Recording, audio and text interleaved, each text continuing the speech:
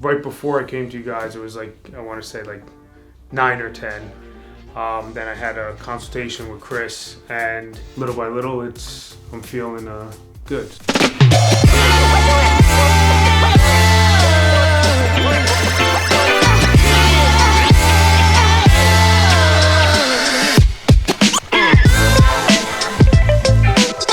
How are you feeling since last treatment? Better, same, worse? You're at about 40 to 45% improvement since last treatment. A lot better. Back, I would say, back to like 55%.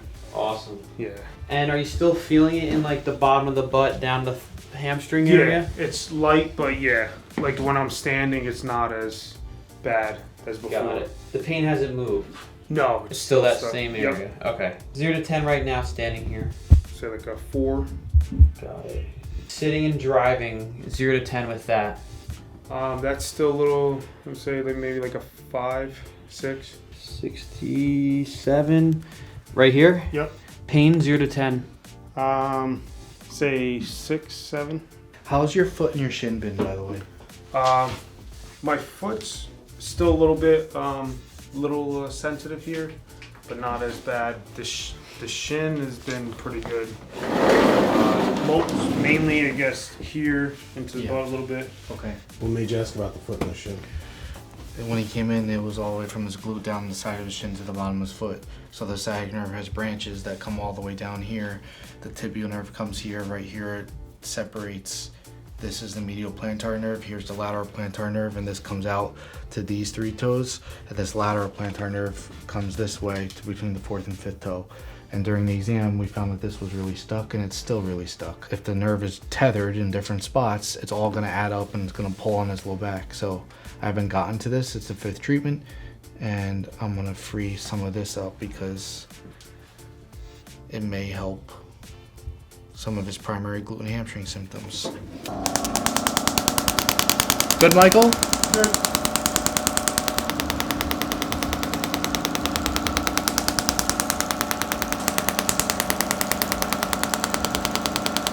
It made this area much softer. It did not make this area softer. 72.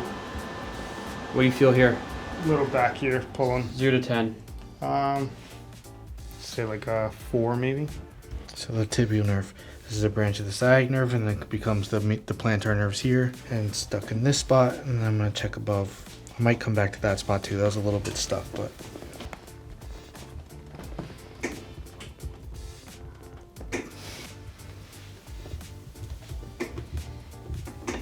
Go. There it is.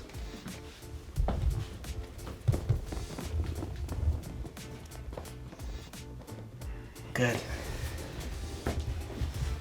What did you find there? It just yanks. When the nerve's really bad in a spot, you'll go to pull it a little bit, but you'll just feel this massive increase in tension. And so I'll feel the adhesions just pop out in my finger. And that's how you know that's just a really good spot that needs to be torn out. Good. 77. 0 to 10 here. 5. Distal posterior thigh, 5 out of 10. Stretch / pain. Yep. Plantar flex and invert. Go ahead. This is a superficial peroneal nerve, which again is a branch of the sciatic nerve. Good. So this nerve wraps around right here is the common peroneal, and right here it breaks into the deep peroneal and the superficial peroneal nerve, and they come down like this. And so again, if these branches are stuck down here, it's just going to create more proximal tension or higher up tension on the sciatic nerve and pull on the low back and the glutes in there. Go ahead. Go.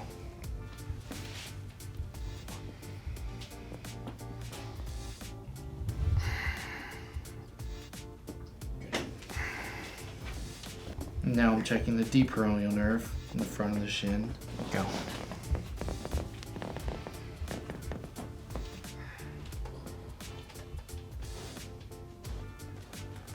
Good. So I'm getting behind the nerve, which is really uncomfortable because most adhesion forms deep to the nerves, not superficial to it. Because nerves, when they're tight, they pull closer to the center of the body. So this can be really uncomfortable because the nerves underneath all of his muscles in here, tibialis anterior, is right in the front of the interosseous membrane, which connects to what's this called? The tibia and the fibula. And when it's stuck, when you're just like prying on a nerve to slide past your finger, it just doesn't feel good. He's doing a great job taking this though right now. Trying.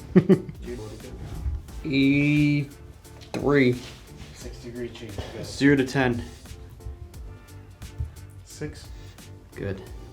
And his tension on, like when I lift up his leg, it feels a lot lighter. And I'm gonna do a little bit more for your belly. There's a bone. This is extra credit. Those aren't directly to unload this. I'm gonna treat the belly stuff just because I expect this to more directly give us short-term benefits. This stuff is more prolonged stuff that needs to happen, but I wanted to get to it just because those adhesions were really bad at the exam. So the nerve roots come out of the spine, go up, and then they cross the psoas muscles right here. They go underneath the psoas muscle like this until they become the femoral trunk. Then the femoral nerve goes down this way, LFCN. Actually, that's L203, excuse me. So it's just the L4 trunk that goes down the femoral nerve. So you can treat these nerve roots deep by the iliac artery here and near the lumbosacral trunk where there's adhesion and it's not bowing. So when I push into this space, I'm just feeling a lot of spider webbing and gluey thickness, and this needs not to be here to take load off his femoral nerves and his disc. Go.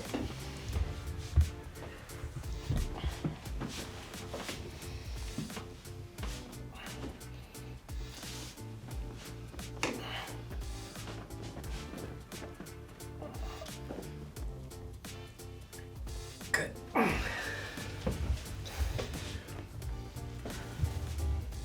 It's immediately softer, just like we expect.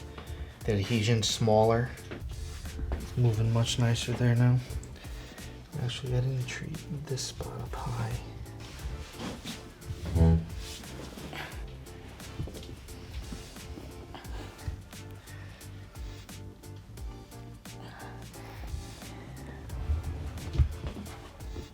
Good.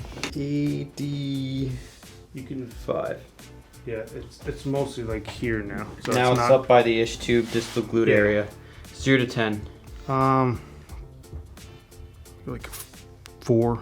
His initial symptom presentation was glued to here, to the side of the shin, to the bottom of his foot. When we Adhesion Release Methods providers do exams, we have to check all the usual suspects.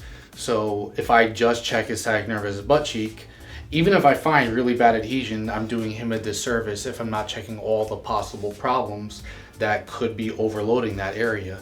This problem he's only had for like a month, but he had this 2 years ago, he had this 5 years ago, and then it goes away because the disc inflames. But instead of him having episodes like this for the rest of his life that are definitely going to get worse if the adhesions aren't removed, I need to take care of unloading the sciatic nerve and all the possible areas that can be irritated.